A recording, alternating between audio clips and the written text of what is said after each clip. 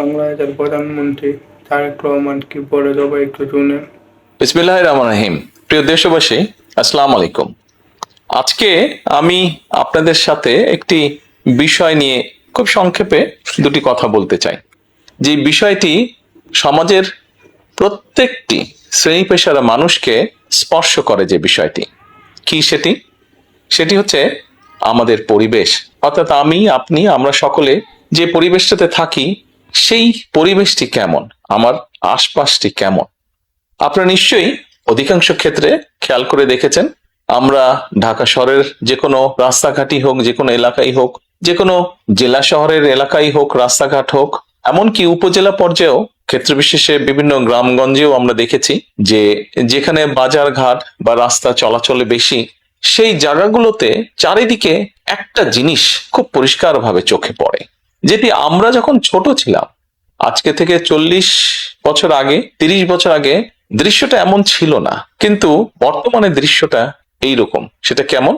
চারিদিকে আমার আপনার আমাদের ব্যবহার করা হাতের টিস্যু, অথবা আমার আপনার খাওয়া চিপসের প্যাকেট, অথবা বাসায় ব্যবহার করা রান্নার তেল যে তার প্লাস্টিকের বোতলটি, অথবা আমি বা আপনি পানি পান করেছি প্লাস্টিকের বোতল থেকে সেই বোতলটি, এরকম আরো অনেক ধরনের আবর্জনা যত্র তত্র সব জায়গায় ছড়িয়ে আছে।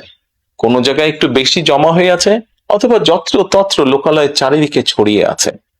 চিন্তা করে দেখুন তো, আপনার ঘরে, যে ঘরটিতে আপনি থাকেন, যে বাসাটিতে আপনি থাকেন, যদি চারিদিকে এমন টিস্যু ছড়িয়ে থাকতো, যদি চারিদিকে এমন আবর্জনা ছড়িয়ে থাকতো, আপনার কাছে কি ভালো লাগতো দেখতে? নিশ্চয়ই না, আমাদের কারো কাছেই ভালো লাগতো না। কবি তো সুন্দরভাবে লিখেছেন, সবুজ শস্য শ্যামলা আমার এই ভুবন। তো আসুন না, আমরা কেন আমাদের পরিবেশটাকে সুন্দর করতে পারবো না?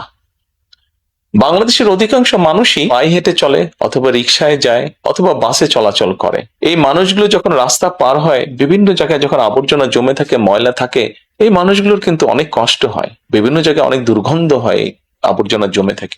তবে আমরা যদি সকলে মিলে একটু সচেতন হই, আমরা যদি নিজেরা সচেতন হই, যত্রতত্র যদি আমাদের ব্যবহারকৃত আবর্জনাগুলো যদি যত্রতত্র আমরা না ফেলে দিই, আমরা যদি একটি নির্দিষ্ট জায়গায় এই আবর্জনাকে জমা করি এবং নির্দিষ্ট উপায়ে যদি এটাকে পরে ধ্বংস করি, তাহলে যেমন আমাদের পরিবেশটি ভালো থাকবে, ঠিক একইভাবে আমরা আমাদের পরিবেশটাকে সুন্দরভাবে রাখতে পারবো। দেখুন, অনেক জায়গায় আমি দেখেছি, গত কয়েক মাসে যখন আমি দেশের বিভিন্ন জায়গায় গিয়েছি, হয়তো কোনো একটি পুকুরের পাশ দিয়ে যাচ্ছি, দেখেছি পুকুরের ভিতরে বিভিন্ন রকম ময়লা স্তূপ হয়ে পড়ে আছে, অথবা পুকুর পাড়ে বিভিন্ন ময়লা স্তূপ হয়ে পড়ে আছে। অথচ একসময় কিন্তু এই পুকুর পাড়ে এই মানুষ বিকেলে বসতো, গল্প করত পরিবার পরিজন নিয়ে, কিন্তু এখন আবর্জনার জন্য সেটি সম্ভব হয় না। ঢাকা শহরেও বিভিন্ন পার্ক আছে, বিভিন্ন জেলা শহরেও বিভিন্ন পার্ক আছে।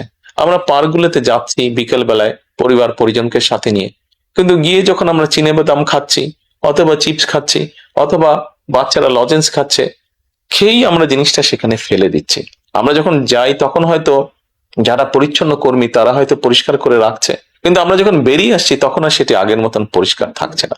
কিন্তু যদি যে পরিষ্কার থাকতো, আপনি যদি পরিষ্কার করে রেখে আসেন, আপনার পরবর্তীতে যে যাবে সেও সেই পরিচ্ছন্নতা, সুন্দর পরিবেশটি উপভোগ করতে পারবে। কাজে আসুন না, আমরা যদি আজকে থেকে প্রত্যেকে সচেতন হই, আমাদের হাতের আবর্জনা বা ব্যবহৃত আবর্জনা যদি নির্দিষ্ট জায়গায় সুন্দরভাবে আমরা গুছিয়ে ফেলি, তাহলে ধীরে ধীরে হয়তো আমরা আমাদের এই বাংলাদেশটাকে আবর্জনা মুক্ত করতে পারবো, সুন্দর একটি পরিবেশ গড়ে তুলতে পারবো।